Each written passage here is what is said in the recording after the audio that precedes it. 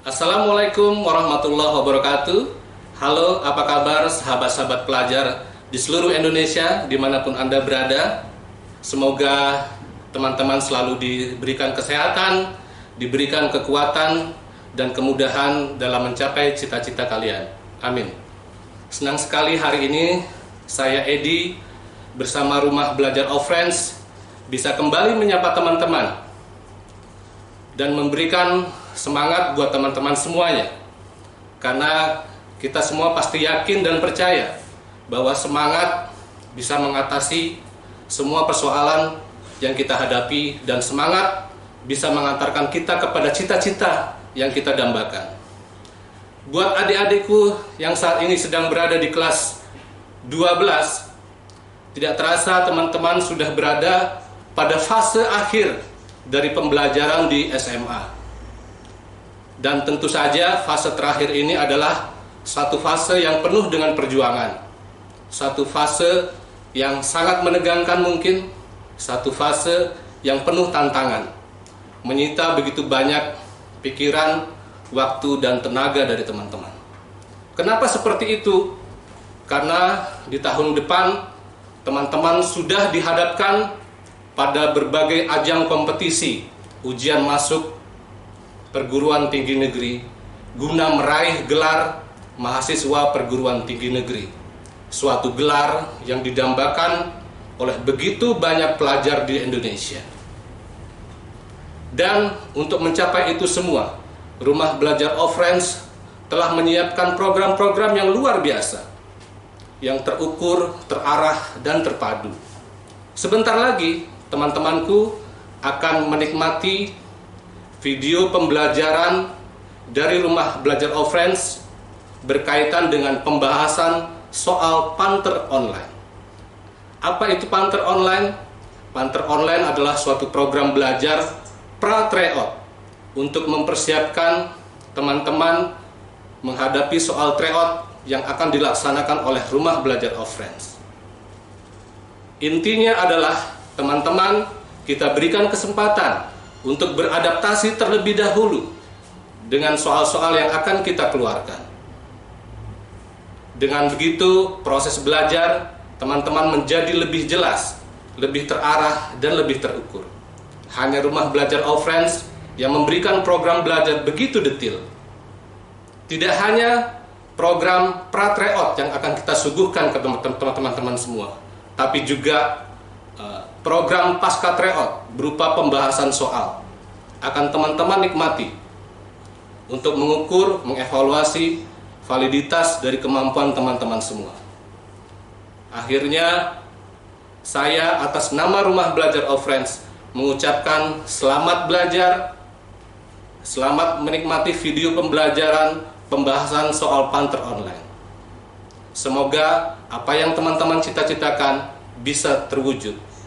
Terima kasih, salam dahsyat buat semuanya. Assalamualaikum warahmatullahi wabarakatuh.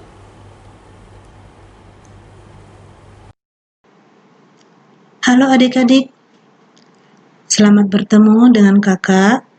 Di sini Kak Julita akan membahas Panter Mandiri yang keempat. Di mana nanti Panter Mandiri yang keempat ini kamu gunakan sebagai latihan untuk tryout yang berikutnya. Oke, di Panter Mandiri yang keempat ini ada 12 soal yang akan kita bahas. Ini soal yang pertama. Soal yang pertama adalah faktor yang mempengaruhi elastisitas penawaran kecuali. Oke, sebelum kita masuk pada faktornya, apa itu elastisitas? Elastisitas itu adalah perubahan jumlah barang akibat berubahnya harga barang. Jadi, berapa besar berubahnya jumlah barang itu dipengaruhi oleh beberapa faktor. Nah, faktor-faktor yang mempengaruhinya yang pertama adalah sifat perubahan biaya produksi. Nah, kalau biaya produksi semakin tinggi, maka barang yang bisa diproduksi oleh si pengusaha atau si produsen ini akan semakin sedikit. Karena makin sedikit yang bisa dia produksi, maka sifat penawaran dari barang yang diproduksi oleh si produsen menjadi inelastis. Kebalikannya, kalau biaya produksi yang digunakan oleh si produsen untuk memproduksi barang semakin sedikit atau semakin rendah, maka semakin banyaklah barang yang bisa diproduksi oleh si produsen, sehingga sifat penawarannya menjadi elastis. Oke, berikutnya yaitu jangka waktu produksi. Nah, ada 3 jangka waktu di sini. Yang pertama, waktunya sangat singkat. Nah, kalau waktu yang diberikan kepada si produsen sangat singkat atau tidak ada sama sekali untuk memproduksi barang, maka nanti si produsen tidak bisa menambah barang. Kalau dia tidak bisa menambah barang, berarti penambahan barangnya 0, berarti nggak ada yang bertambah. Maka nanti kurvanya menjadi bersifat elastis sempurna, tegak seperti itu ya. Nih, yang tegak ini berarti nggak ada produksi barang. Oke, nah karena tidak ada produksi barang, sementara permintaan barang bertambah dari D ke D1, ya, sehingga nanti harga barang menjadi naik dari P ke P1. Kenaikan barang ini menjadi naik dengan sangat tinggi, itu ya. Nah, harga barangnya naik dengan sangat tinggi.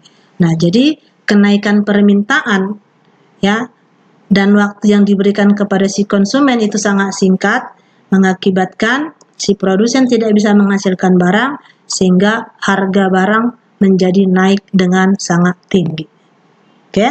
Nah, kalau waktu yang diberikan kepada si produsen itu dikasih waktu hanya sedikit atau jangka pendek, ya, maka si produsen bisa menghasilkan barang tapi hanya sedikit karena waktu yang diberikan hanya sedikit, sehingga nanti kurvanya menjadi agak sedikit miring dia. Jadi kalau kita tarik garis lurus ini, jadi hanya sedikit barang yang bisa dia hasilkan, ya, sehingga nanti harganya tetap naik tapi tidak setinggi saat dia tidak punya waktu untuk memproduksi barang. Ya, harganya tetap naik tapi naik tinggi, tapi tidak setinggi ketika waktu yang diberikan hanya sedikit, itu ya.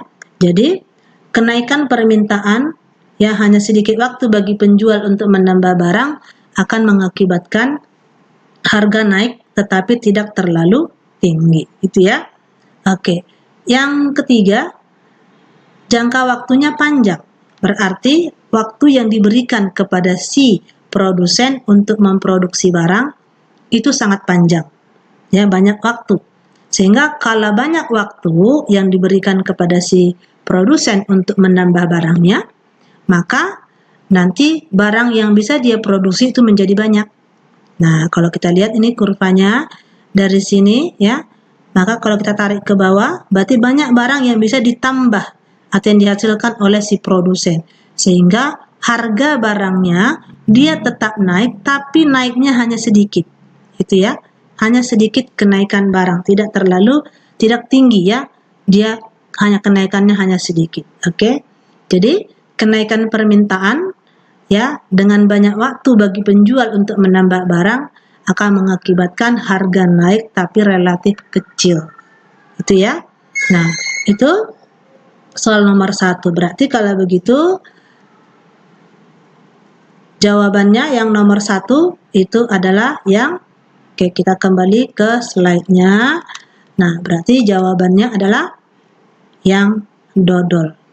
Ya, semakin banyak barang pengganti maka penawaran akan semakin elastis. Ini bukan faktor elastisitas penawaran, tapi faktor elastisitas permintaan. Karena yang diminta adalah yang kecuali. Oke, itu soal nomor 1. Berikutnya kita ke soal yang kedua. Oke, soal yang kedua. Diketahui fungsi permintaan. Di sini ada fungsi permintaan, QD sama dengan 12 min 2P. Fungsi penawaran QS sama dengan min 3 plus P. Jika pemerintah mengenakan pajak sebesar Rp3 per unit, maka mana pernyataan yang tidak benar?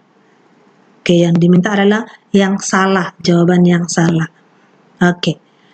Nah, ingat ya, rumus keseimbangan itu yaitu QD sama dengan QS kalau persamaannya pakai fungsi Q, PD sama dengan PS kalau pakai persamaan fungsi P.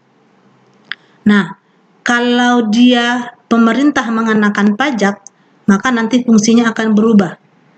Berarti QD sama dengan QS-nya jadi berubah. Jadi A plus B, P min tax. Itu kalau pakai persamaan Q. Jadi fungsi penawarannya berubah. Ya, fungsi penawarannya berubah. Oke, kalau dia pakai fungsi P, berarti PD sama dengan PS plus tax. Itu ya. Oke, nah, nanti pajak yang dikenakan oleh si pemerintah ini akan ditanggung oleh konsumen. Nah, berapa pajak yang ditanggung oleh konsumen, maka nanti rumusnya menjadi harga setelah kena pajak dikurang sebelum kena pajak dikali jumlah barang setelah kena pajak. Nah, selain konsumen, maka pemerintah yang mengenakan pajak akan memperoleh pajak. Berapa besar pajak yang diterima oleh si produsen? Berarti besarnya pajak yang dikenakan oleh si produsen, ke pemerintah, dikali jumlah barang setelah kena pajak. Itu rumusnya ya.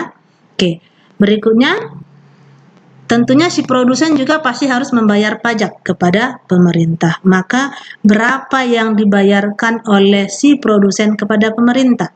Maka rumusnya pajak produsen yaitu pajak pemerintah dikurang pajak konsumen. Itu rumusnya. Oke, sekarang kita bahas soalnya. Oke. Nah, tadi diketahui QD sama dengan 12 min 2P. QS sama dengan min 3 plus P. Pajak dikenakan Rp3 per unit. Oke. Yang pertama, soalnya ditanya adalah berapa keseimbangan pasar sebelum kena pajak. Gitu ya. Rumusnya tadi QD sama dengan QS. Berarti QD-nya kan 12 min 2P. QS min 3 plus P. Berarti kita tinggal pindah ruas aja ya. Yang satu, yang sama kita samakan. Berarti yang min 3 pindah ke sebelah kiri. Min 2P pindah ke sebelah kanan. Maka nanti hasilnya menjadi 15 sama dengan 3P. Berarti P harganya di sini adalah 5. Kalau diketahui P-nya 5, berarti berapa Q-nya? Maka kita masukkan dia ke fungsi permintaan. Ya, kenapa ke fungsi permintaan? Karena biasanya konsumenlah yang menanggung pajak yang dikenakan oleh pemerintah. Harganya menjadi naik kan?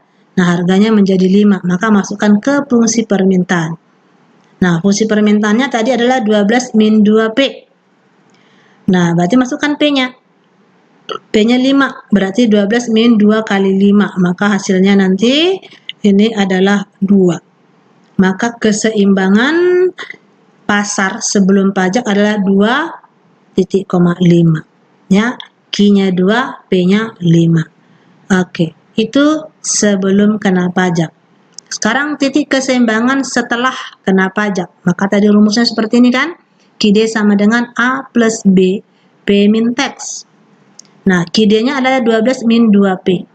QS-nya, A-nya kan min 3 plus P-nya dalam kurung di minusin sama tax 3.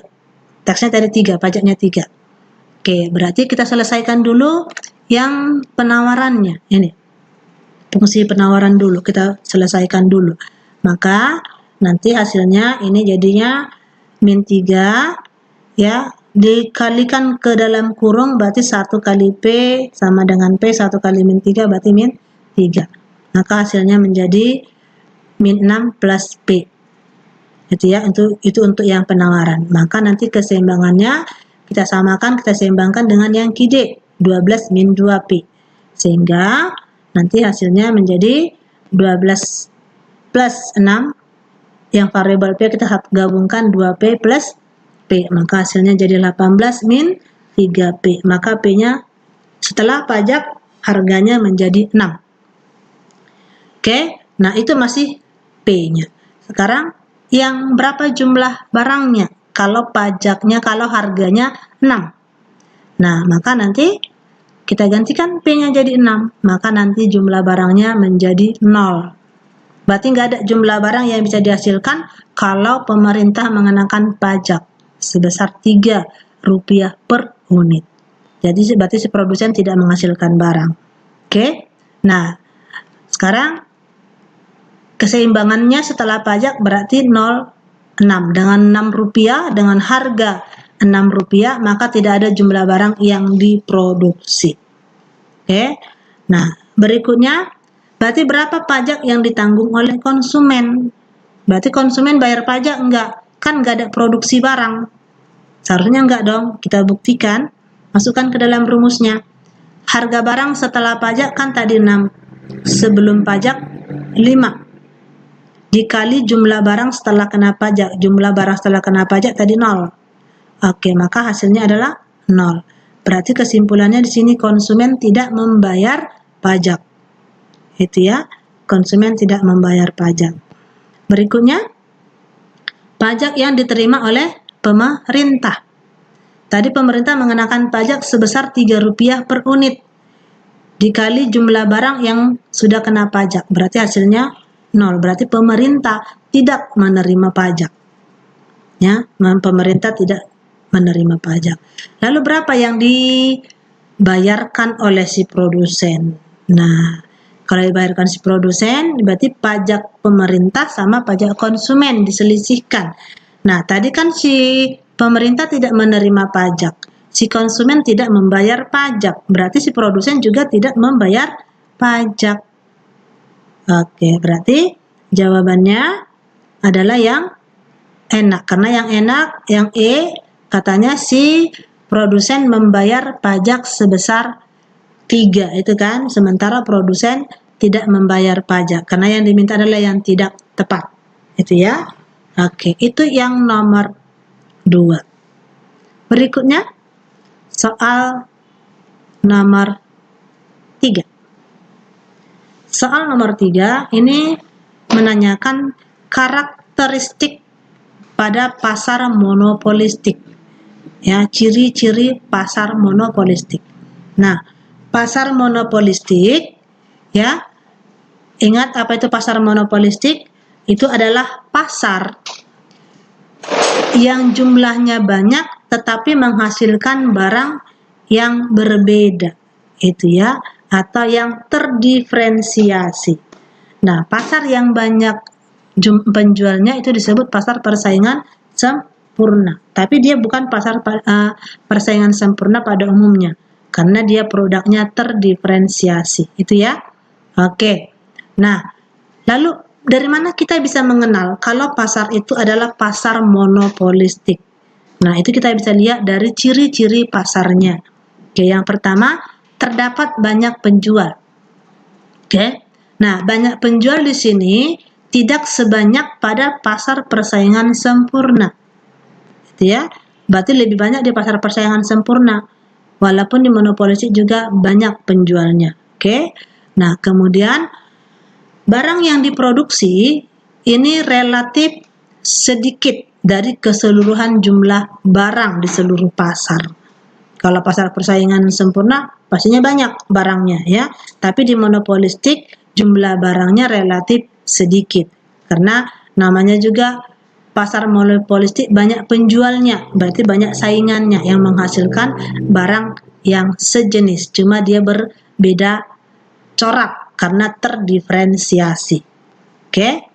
Yang kedua, terdapat perbedaan corak barang. Nah, perbedaan corak di sini bisa aja itu karena perbedaan kemasan, ya. Kalau bisa kita ambil contoh adalah mie instan. Nah, pasar mie instan itu banyak, jenis mie instan itu banyak. Oke. Nah, kalau bisa kita lihat masing-masing mie instan itu ya coraknya berbeda, rasanya berbeda, sama-sama rasa kari ayam tapi berbeda rasa walaupun sama-sama kari ayam. Jadi perbedaan kemasan, perbedaan rasa, ya, dan sebagainya.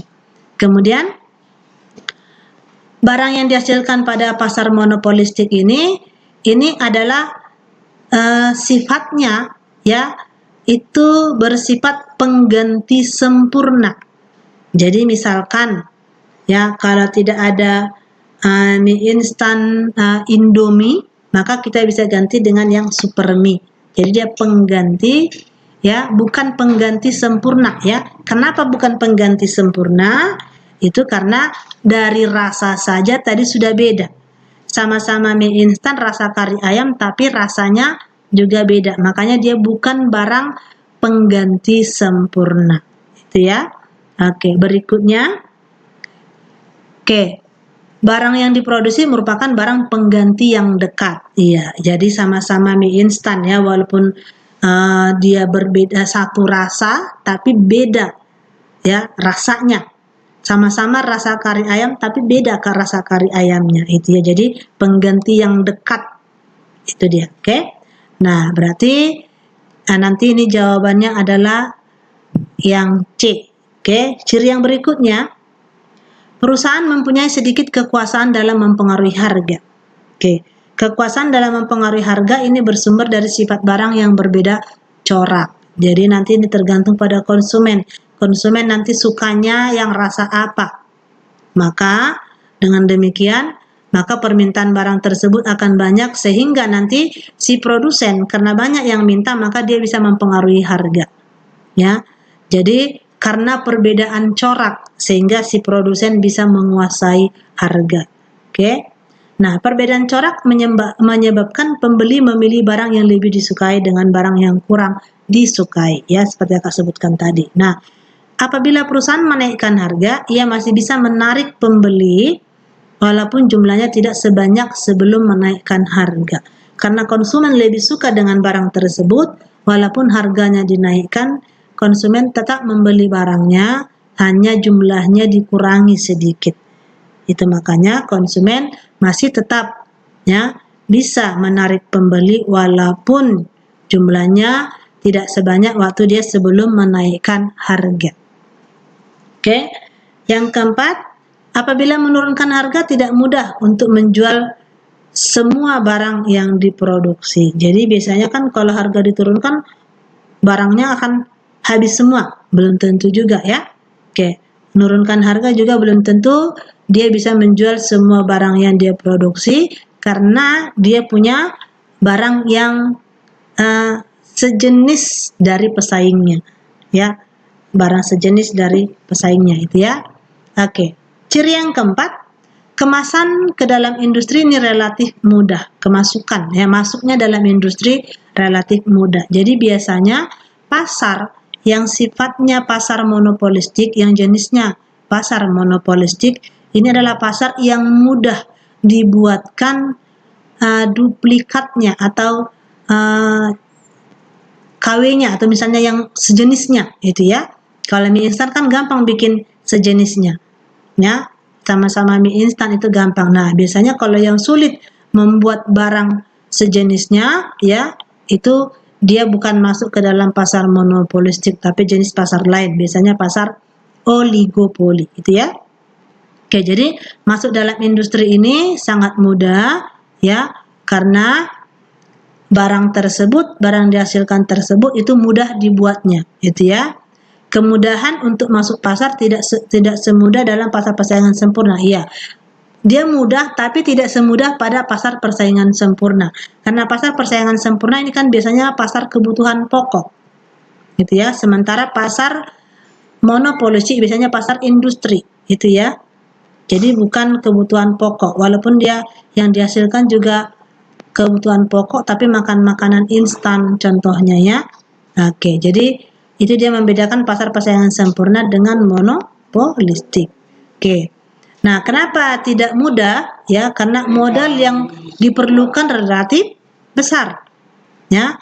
Kemudian perusahaan harus menghasilkan barang yang berbeda corak dan lebih menarik dari barang yang sudah ada di pasar. Nah, karena kan kita menyontoh atau meniru barang yang sudah ada, menghasilkan barang yang sudah ada yang mirip. Itu ya. Oke. Kemudian Dalam mempromosikan barang, harus dapat meyakinkan konsumen akan kebaikan mutu barang tersebut. Oh, barang saya lebih bagus daripada barang yang sana. Sama satu jenis barangnya, tapi barang saya lebih bagus. Nah, nanti dijelaskan dalam promosinya kenapa lebih bagus. Itu ya. Oke, berikutnya cirinya yang kelima, persaingan dalam promosi penjualan ini sangat aktif. Jadi pasar monopolistik biasanya ini sangat memerlukan promosi atau iklan. Sementara pasar persaingan sempurna, dia tidak membutuhkan promosi atau iklan. Oke? Nah, kenapa dalam persaingan dia membutuhkan promosi? Ya, itu untuk mempengaruhi cita rasa pembeli. Ya, jadi dia bisa melakukan nanti contohnya memperbaiki mutu sama desain barang, ya. Dia kasih iklan terus-menerus ya, iklan terus-menerus supaya konsumen tertanam dalam pikiran mereka tentang barang itu, bukan barang yang lain, gitu ya. Kemudian dia memberikan syarat penjualan, misalkan beli 3 gratis 1 dan sebagainya. Oke, itu dia. Nah, berikutnya soal yang keempat. Oke, soal yang keempat, apabila peningkatan jumlah barang yang diminta lebih besar sementara penawaran justru mengalami penurunan lebih kecil, maka harga keseimbangan akan bagaimana? Ingat, kalau terjadi peningkatan jumlah barang, maka kurva akan bergeser ke kanan. Oke, kita lihat ini dia kurvanya. Oke, peningkatan jumlah barang yang diminta berarti kurva permintaan. Ini warna biru ya, yang D. D1 ke D2, dia meningkat, berarti bergeser ke kanan. Yang penawaran, dia justru mengalami penurunan. Kalau menurun berarti dia bergeser ke kiri. Ini penawaran bergeser ke kiri dari S1 ke S2. Nah, tapi pergeseran penurunan penawaran lebih kecil. Jadi kita gambarkan ya, besar pergeserannya ini jaraknya lebih besar yang permintaan dan lebih kecil yang penawaran. Oke, nah dari sini kita akan menemukan titik keseimbangan. Maka ini titik keseimbangan yang baru, yang pertama, yaitu kurva permintaan pertama sama kurva penawaran pertama. Titik potongnya adalah titik keseimbangan yang pertama, menghasilkan harga pertama sama jumlah barang yang pertama. Kurvanya bergeser, yang permintaan lebih besar pergeserannya, kemudian yang penawaran lebih kecil. Maka untuk kurva yang kedua, titik potongnya dia di sini, maka ini titik keseimbangan yang kedua atau E2, equilibrium yang kedua. Maka menghasilkan harga yang kedua dan jumlah barang yang kedua. Nah, dari perubahan titik keseimbangan ini kita melihat dari harga pertama ke harga kedua, berarti harganya naik. Sementara jumlah barangnya dari Q1 ke Q2, jumlah barangnya bertambah.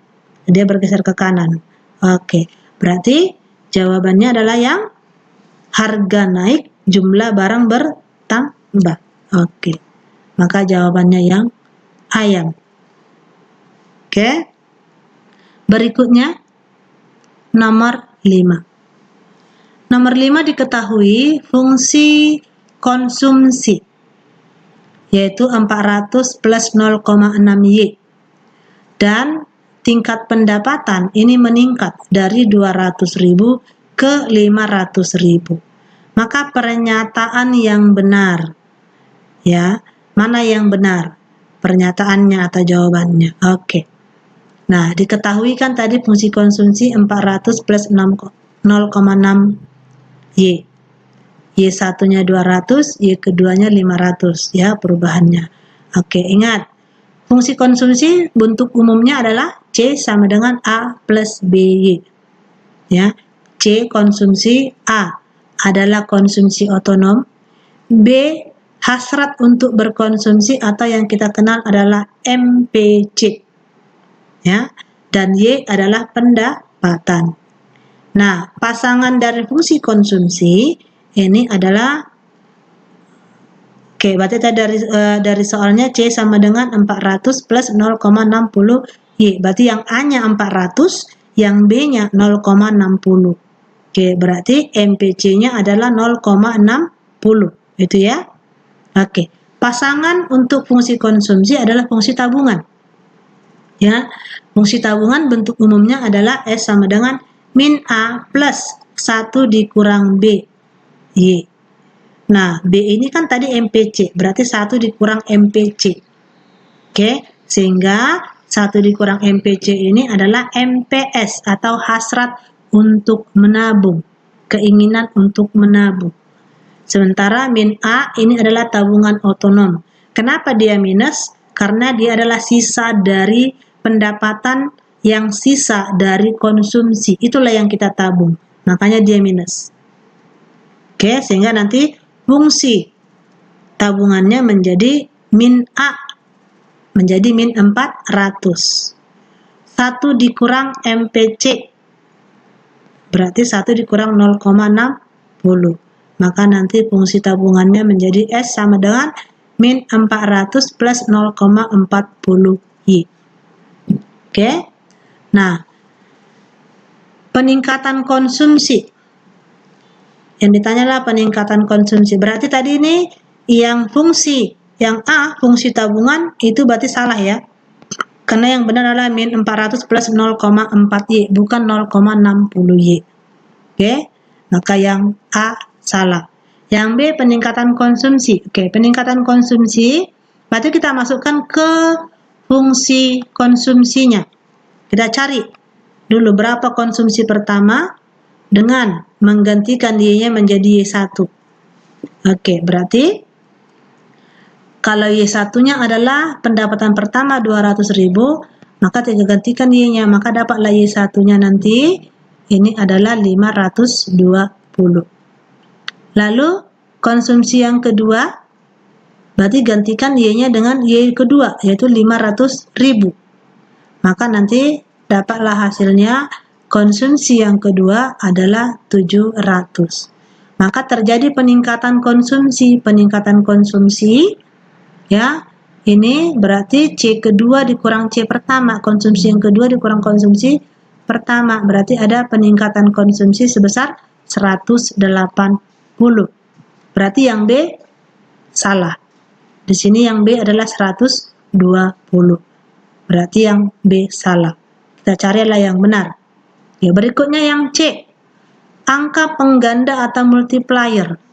Oke, nah angka pengganda multiplier yang ditanya adalah multiplier pajak.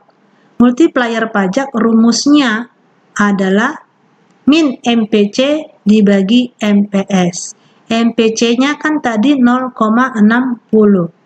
Berarti jadi min 0,60. MPS-nya 0,40. Berarti 0,40. Maka 0,6 dibagi 0,4 berarti hasilnya min 1,5.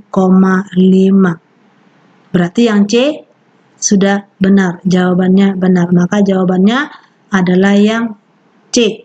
Tapi kita buktikan dulu yang D. Yang D, peningkatan tabungan, katanya 180. Kita buktikan, masukkan dia ke fungsi tabungan. Fungsi tabungannya tadi adalah S sama dengan min 40 plus 0,40Y. Berarti untuk melihatnya peningkatannya berapa, kita cari tabungan pertama sama tabungan yang kedua. Oke, tabungan pertama kita gunakan Y-nya adalah Y yang pertama. Y yang pertama adalah 200. Oke, 200, maka nanti hasilnya menjadi minus 320. Berarti tabungannya minus 320. Tabungan yang kedua, berarti Y-nya pakai Y kedua. Maka nanti akan kita temukan tabungan yang kedua minus 200. Berarti peningkatan tabungan adalah 120. Berarti salah ya, bukan 180. Oke. Berikutnya yang E, break even income. Ya, break even income. Oke, break even income atau keseimbangan pendapatan. Oke, keseimbangan pendapatan ya, atau break even income, maka rumusnya ini adalah A per MPS. A-nya tadi adalah konsumsi otonom yaitu 400. MPS-nya 0,40, maka hasilnya adalah 1 juta. Nah, berarti yang E benar. Terus yang C juga benar. Berarti jawabannya ada 2 dong ya, C dan E. Ya, karena multiplier pajak sama break-even income benar. Multiplier pajak minus 1,5 ya, ini 1 juta. Oke, berarti jawabannya ada 2, C dan E. Gitu ya. Oke, break-even income ini 1 juta. Oke, kakak milihnya yang E. Sebenarnya yang C juga benar. Oke. Baik, lanjut ke nomor 6. Nomor 6 ada di sini fungsi penawaran. Fungsi penawaran dengan menggunakan variabel P, yaitu 2P sama dengan min 40 plus 8Q. Jika Q-nya 10, maka besarnya total revenue atau TR. Oke, nah ingat rumus TR adalah P dikalikan dengan Q. Nah, kalau diketahui 2P sama dengan min 40 plus 8Q. Nah, ini kita sederhanakan. Kita sederhanakan sama-sama kita bagi 2. Kalau kita bagi 2, maka nanti hasilnya menjadi P sama dengan min 20 plus 4Q. Nah, lalu kita masukkan ke fungsi TR-nya. Tadi TR adalah P kali Q. Kalau P-nya min 20 plus 4Q dikalikan dengan Q, maka hasilnya adalah min 20Q plus 4Q kuadrat. Jadi 20 kali Q min 20Q. 4Q dikali Q berarti 4Q kuadrat. Oke. Nah, kalau Q-nya 10, berarti tinggal gantikan saja Q-nya. Gantikan, berarti min 20Q plus 4Q kuadrat, gantikan Q-nya jadi 10. Berarti min 20 kali 10 ditambah 4 dikali 10 kuadrat. Maka nanti hasilnya adalah 200. Ya. Berarti di soalnya ini tinggal nambah nolnya aja itu ya, 240 berarti tambah nolnya aja. Berarti yang mendekati yang 200 atau 20 ya, maka jawabannya yang ayam. Ya. Oke. Itu soalnya nambah nol aja semuanya dari A sampai E, nambah nolnya 1. Jadi 200, 400, 500, 600 dan 800. Oke. Berikutnya soal nomor 7. Soal nomor 7 di bawah ini merupakan pernyataan normatif kecuali. Oke. Apa itu pernyataan normatif? Pernyataan normatif adalah pernyataan ekonomi ya yang menyatakan keadaan yang seharusnya terjadi. Berarti belum benar terjadi karena masih seharusnya. Ya. Berarti kebenaran dari pernyataan normatif ini belum bisa dibuktikan. Oke, belum bisa dibuktikan. Kemudian pasangannya adalah pernyataan positif. Namanya juga sudah positif, berarti pernyataannya adalah ya yang pasti akan terjadi atau yang benar-benar terjadi, yang sudah bisa dibuktikan. Oke, berarti dari sini kita bisa tahu maka jawaban yang benar adalah yang B. Kenapa yang B? Karena di situ sudah ada datanya kan 5,17%. Berarti sudah benar. Ya, sudah benar, pernyataannya benar karena ada datanya 5,17%. Sementara yang A, C, D dan E belum pasti kebenarannya. Karena ada sebaiknya. Ya kan, yang A ada kata sebaiknya berarti belum benar, belum pasti kebenarannya. Oke. Diarahkan. Nah, berarti belum pasti kebenarannya. Sebaiknya yang D, sebaiknya anggaran negara, berarti sebaiknya belum pasti yang benar. Yang E justru dia bertanya, jadi belum pasti kebenarannya. Berarti yang benar adalah yang B, karena yang diminta adalah pernyataan normatif kecuali, berarti yang diminta adalah pernyataan positif. Ya, maka yang menyatakan pernyataan positif adalah yang B atau bola. Oke. Berikutnya soal nomor 8. Oke, soal nomor 8. Jika bank sentral menurunkan tingkat cadangan kas untuk mempengaruhi uang beredar, maka contoh kebijakan yang benar. Oke. Maka kalau pemerintah menurunkan tingkat cadangan kas, itu adalah kebijakan apa namanya? Oke. Nah, kalau kebijakan moneter, ini adalah kebijakan pemerintah melalui bank sentral untuk mempengaruhi uang beredar. Karena ada dua di situ ya, ada kebijakan moneter, ada kebijakan fiskal, ada kebijakan kontraktif, ada kebijakan ekspansif. Oke. Nah, kalau moneter berarti melalui bank sentral. Kalau kebijakan moneter ini nanti ada beberapa jenis, yaitu ada kebijakan pasar terbuka, cadangan kas, dan tingkat suku bunga uang. Oke, berikutnya kebijakan fiskal. Ini kebijakan pemerintah melalui APBN, ya, untuk mempengaruhi pendapatan dan belanja negara. Nah, maka kebijakan ekspansif ini kebijakan menambah uang beredar. Kalau kontraktif ini justru mengurangi uang beredar. Nah, berarti kalau menurunkan tingkat cadangan kas, ini nanti akan mengakibatkan uang beredar menjadi bertambah. Nah, berarti uang beredar bertambah. Berarti kalau menurunkan tingkat cadangan kas tadi adalah untuk menurunkan atau mengurangi uang beredar. Mengurangi uang beredar ini berarti kontraktif, gitu ya.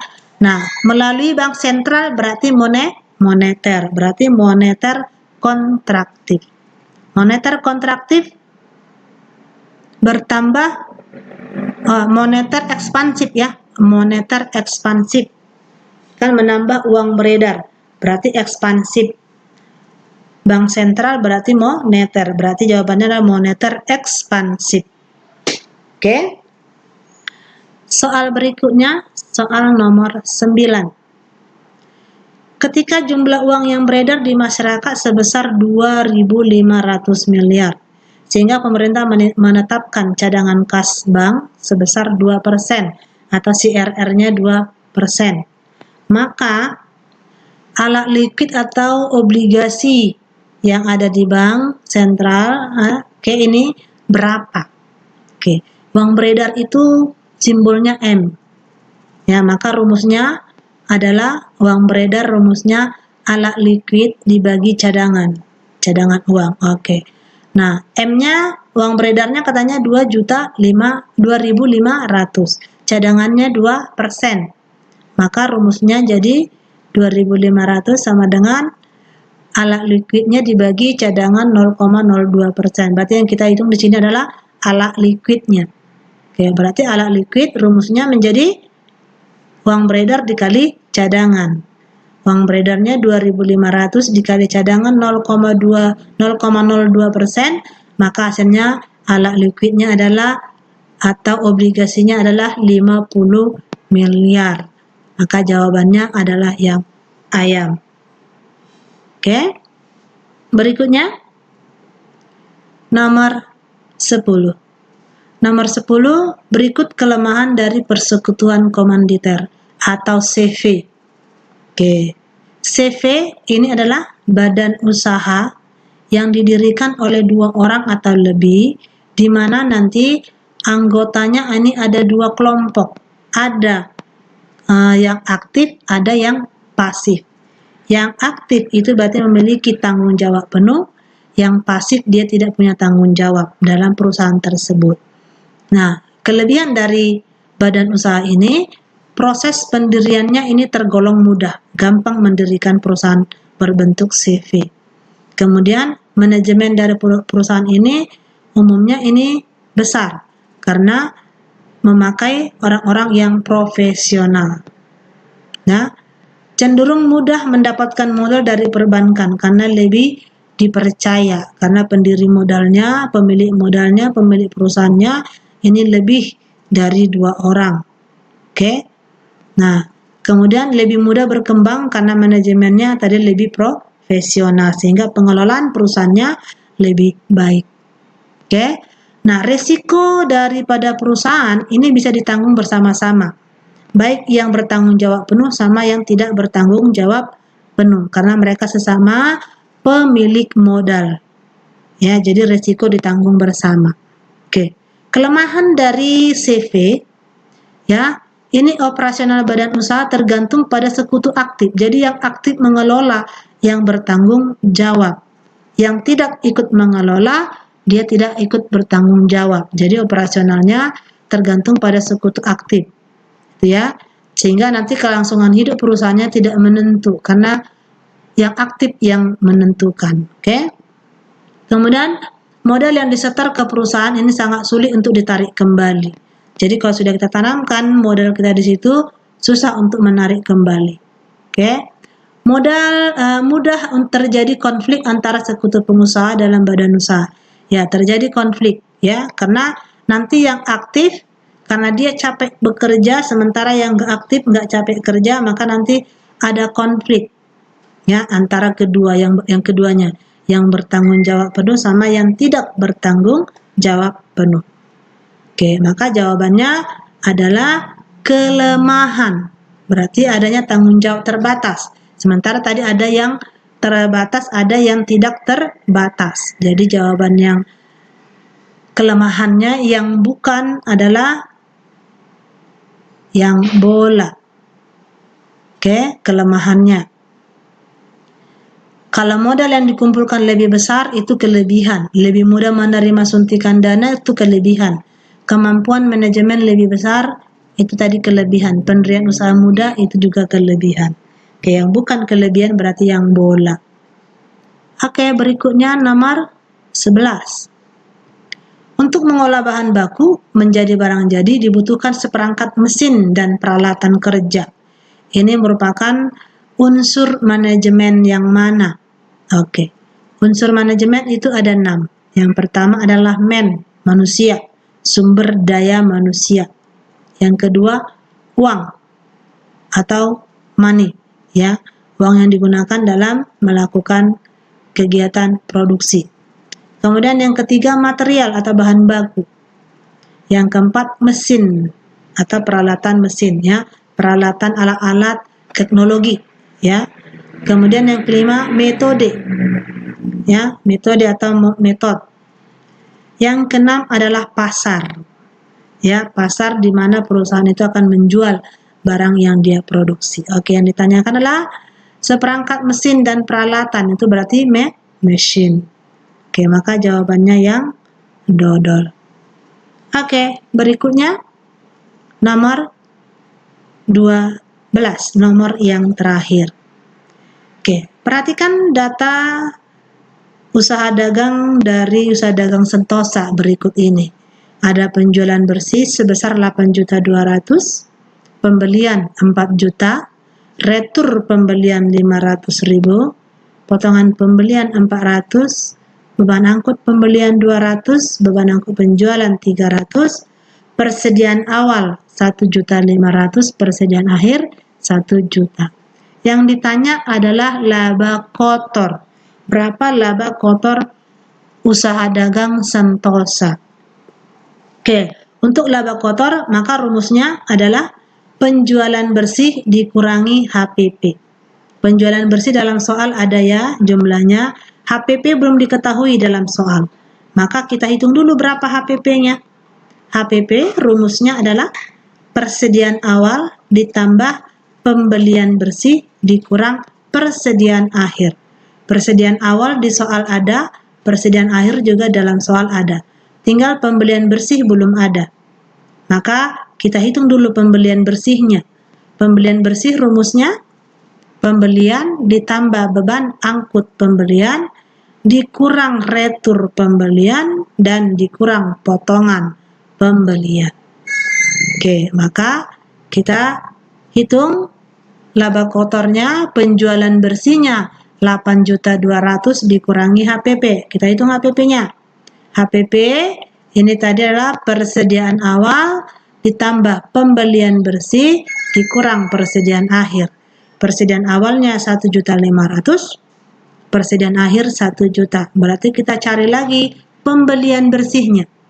Pembelian bersih rumusnya pembelian pembelian ada 4 juta, ditambah beban angkut pembelian ada 200.000, dikurang retur pembelian 500.000, dan dikurang potongan pembelian ada 400.000. Maka pembelian bersih kita dapatkan jumlahnya sebesar 3.300.000. Maka dari situ HPP-nya dapat sebesar 3.800.000. Oke, maka karena sudah dapat HPP-nya, maka kita bisa menghitung laba kotornya. Maka laba kotornya terhitung sebesar 4.400.000. Oke, maka jawabannya ada di bola. Ya, 4.400.000 ya. Kakak salah checklist yang bola. Jawabannya 4.400.000. Oke. Ini pembahasan Panther Mandiri yang keempat ya. Semoga nanti bisa kalian gunakan ya sebagai latihan di tryout yang berikutnya. Oke, demikian pembahasan dari kakak. Sampai ketemu lagi pada pembahasan yang berikutnya. Sampai ketemu lagi.